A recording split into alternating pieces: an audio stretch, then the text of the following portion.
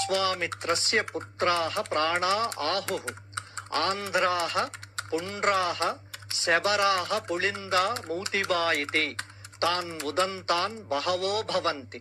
దీని అర్థం ఏంటంటే, విశ్వామిత్రుడి కొడుకులు దక్షిణ దిశకు వెళ్ళి అక్కడ ఆంధ్రులుగా, పుండ్రులుగా, పుళిందులుగా మారారని చెబుతోంది ఈ వేదవాక్యం.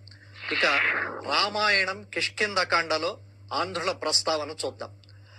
దక్షిణ దిశలో సీతమ్మ కోసం వెతకమని చెప్పినప్పుడు సుగ్రీవుడు వానర వీరులకు ఇచ్చిన మార్గ నిర్దేశనంలో ఆంధ్రదేశం స్పష్టంగా ఉంది.